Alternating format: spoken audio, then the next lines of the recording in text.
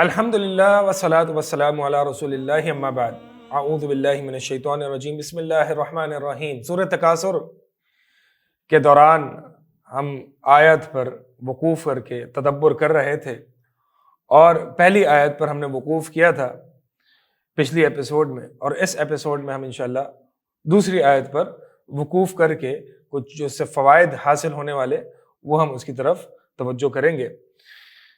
بسم اللہ الرحمن الرحیم۔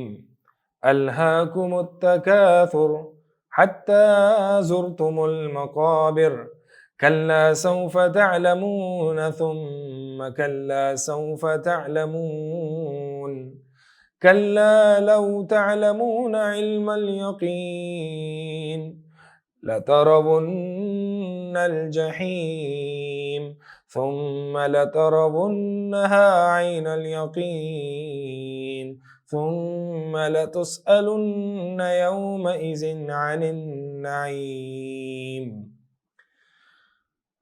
الہاکم التکاثر، اس پہ پچھلے ایپیسوڈ میں بات ہوئی تھی۔ حتی زرتم المقابر، حتی زرتم المقابر، آیت کا میسج، آیت کی مراد، اللہ کی مراد کیا ہے اس سے؟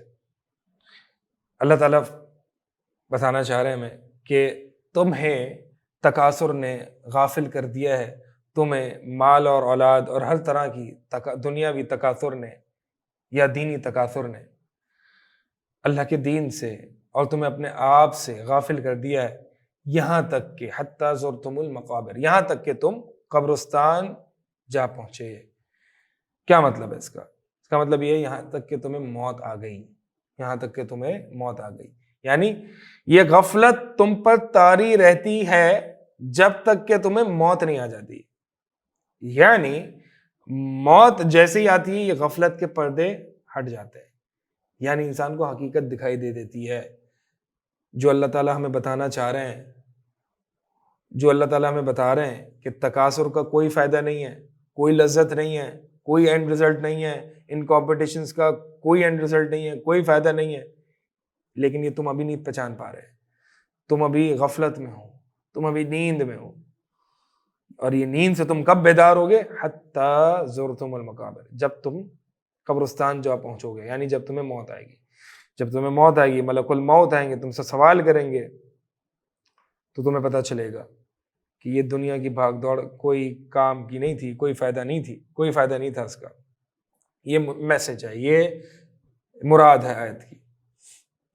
مقصد کیا ہے آیت؟ مقصد یہی ہے تاکہ مقصد یہ کہ اللہ تعالیٰ ہمیں بتانا چاہ رہے ہیں، اللہ تعالیٰ ہم سے یہ ڈیمانڈ کر رہے ہیں، ہمیں یہ حکم دے رہے ہیں کہ بھائی ایسا نہ ہونا کہ تمہاری آنکھیں موت کے وقت کھلیں، پہلے ہی کھول لو نا آنکھیں، ابھی کھول لو، ابھی کھولو آنکھیں، ابھی بیدار ہو، موت کا کیوں ویٹ کر رہے ہو؟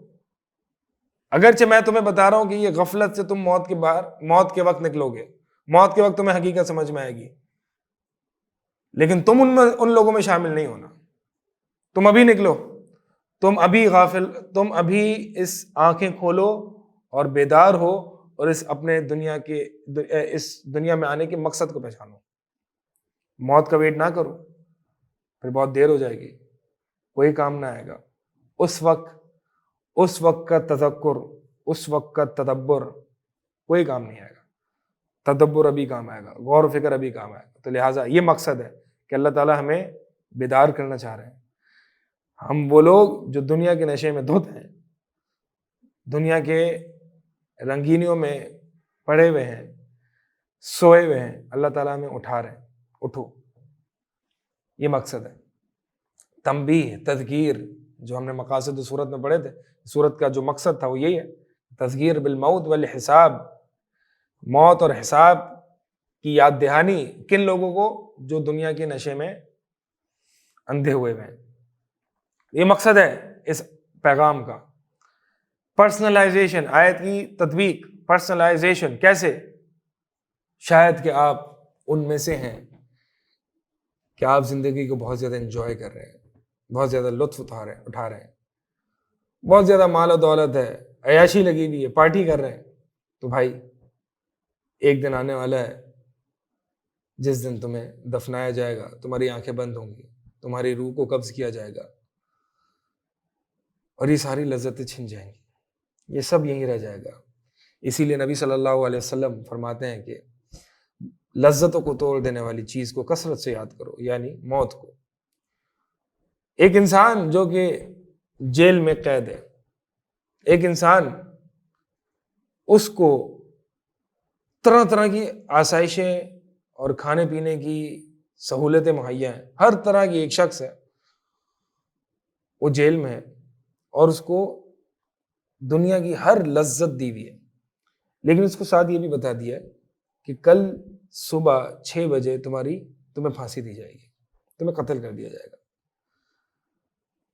طرح طرح کے کھانے اس کے سامنے، طرح طرح کی عیاشیاں، طرح طرح کی آسائشیں اس کے سامنے ہوگی، وہ بھول جائے گا کہ ان سے بھی کوئی لذت ملتی ہے، آئے گی نہیں اس کو لذت۔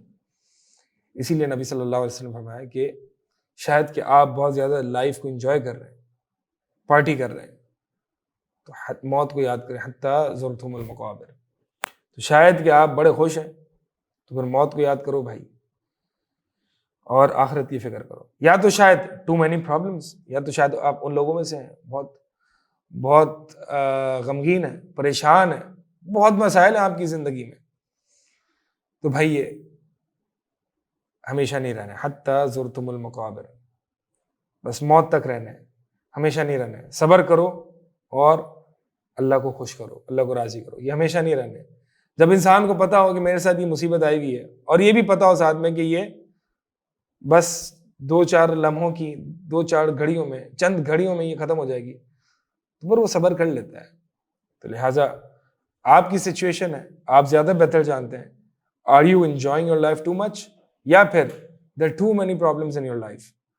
تو پھر اس حساب سے آپ اس آیت کو اپنے اوپر اس سے متاثر ہوں، اس سے اثر لیں۔ اور آپ کا گول کیا ہے؟ آپ کیا چاہتے ہیں؟ دنیا چاہتے ہیں تو بھائی دنیا، یعنی ہر وقت تمہیں دنیا میں نہیں رہنا، بلکہ تمہیں آگے سفر کرنا ہے اور اس دنیا کو چھوڑ کے چلے جانا ہے۔ تو پھر تم پر ہے کہ تم دنیا کے پیچھے کتنا لگتے ہو، کیونکہ تم نے یہاں پہ رہنا نہیں ہے۔ جو اصل زندگی ہے اس کے لیے کام کرو، اس کو اپنا اصل مقصد بناؤ، یعنی اپنے گولز کو، اپنے پرپسز کو ٹیون کرو، ری الائن کرو، ایڈجسٹ کرو۔ اگر کہیں خرابی ہے، کہیں دنیا کی طرف مائل ہوتے ہوئے تمہارے مقاصد نظر آ رہے ہیں، تو اس کو دوبارہ سے ری الائن کر کے آخرت کی طرف اس فوکس کو شفٹ کرو، آخرت کی طرف اپنی توجہ کو رکھو۔ اسی طرح جو ہے وہ اس میں معرفت، یعنی اس میں ایمانی معرفت، ایمانی قوت اور اللہ کی معرفت بھی ہے کہ اللہ تعالیٰ نے انسان کو موت دینی ہے اور حساب کتاب بھی ہونا ہے، تو اللہ تعالیٰ جو ہے وہ عدل کے ساتھ فیصلہ کرے گا۔ اور اسی طرح اس میں موت کی یاد دہانی ہے، ایمانی قوت میں اضافہ ہے۔ موت کی یاد سے جو ایمانی قوت میں اضافہ ہوتا ہے اور جو پریشانیاں دور ہوتی ہیں، اور اگر انسان بہت زیادہ لذتوں کو انجوائے کر رہا ہے، اس کا علاج ہوتا ہے تو موت کی یاد میں۔ اسی طرح اگلا سٹیپ ہے کوسچننگ، وہ آیت سے سوال کرو، اللہ تو نے حتیٰ زرتم المقابر، یہ زرتم کا لفظ کیوں اللہ تو نے ذکر کیا؟ یہ مطلب اللہ تعالیٰ نے یہاں پہ ذکر یہ کیوں کیا کہ حتیٰ کہ تم قبرستان جا پہنچو؟ ڈائریکٹ یہ فرما دیتے کہ حتیٰ کہ تمہیں موت آ جائے تو پھر تمہیں غفلت، جس غفلت میں تم تھے تمہیں اس کی حقیقت واضح ہو جائے گی، نہیں، بلکہ فرمایا زیارت کا لفظ فرمایا، زیارت، حتیٰ کہ تم قبروں کی زیارت کر لو۔ یہ بھی نہیں فرمایا کہ قبر جا پہنچو، بلکہ زیارت کرو۔ زیارت، زرتم، زیارت کا لفظ، اس سے ہمیں یہ پتہ چل رہا ہے کہ قبرستان میں بھی ہمیں ہمیشہ نہیں رہنا، یعنی قبر میں بھی ہمیں ہمیشہ نہیں رہنا، بلکہ قبر سے بھی ہم نے منتقل ہو کے قیامت کے دن جب سور پھونکا جائے گا تو میدان محشر کی طرف منتقل ہونا ہے، اور میدان محشر سے جنت یا جہنم جو کہ فائنل ڈیسٹینیشن ہے۔ تو قبر اور دنیا یہ دونوں ٹیمپرری جگہیں ہیں۔ دنیا میں جو کچھ کرو گے اس کا صلہ تم قبر میں بھی پاؤ گے اور آخرت میں بھی پاؤ گے۔ تو زیارت سے ہمیں جو ہے وہ، یعنی زرتم سے ہمیں یہ فائدہ مل رہا ہے۔ اور اسی طرح انٹریکشن آیت سے بڑا سمپل ہے اس میں کہ اللہ تعالیٰ سے ہم عذاب قبر کی پناہ مانگے اور موت کی سختیوں سے اللہ تعالیٰ کی پناہ مانگے. اور اس اگلا جو سٹیپ ہے تکرار کا، آیت کو بار بار دہرانے کا، اس اپنی موت کو تصور کر کے اس آیت کو ذرا بار بار دہراؤ. حتی زرتم المقابر. اور آپ امیجن کرو کہ آپ کی آنکھیں بند ہیں، روح نکل چکی ہے، اور آپ کے ارد گرد جو ہے وہ آپ کے عزیز و اقارب کھڑے ہوئے ہیں، اور آپ جو ہے وہ روح ہنسلی تک پھنسی ہوئی ہے.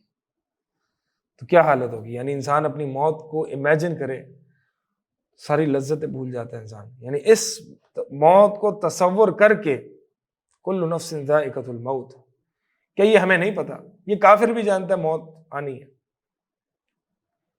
تذکر، غور و فکر.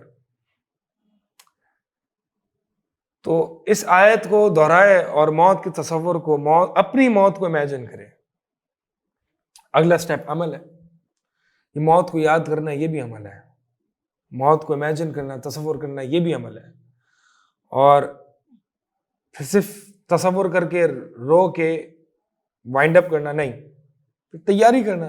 ظاہر سی بات ہے، موت کو یاد کر کے اکثر لوگوں کو رونا آ جاتا ہے، لیکن موت کو یاد کر کے اور پھر رو کے کیا یہ کافی ہے؟ نہیں. عمل چاہیے، تیاری. موت کو یاد کر کے مقصد، موت کی یاد کا مقصد تیاری ہے. موت کی ہم تیاری کر لیں موت کے لیے، تاکہ کل کو ہمیں کوئی مشکلات کا سامنا پیش نہ کرنا پڑے.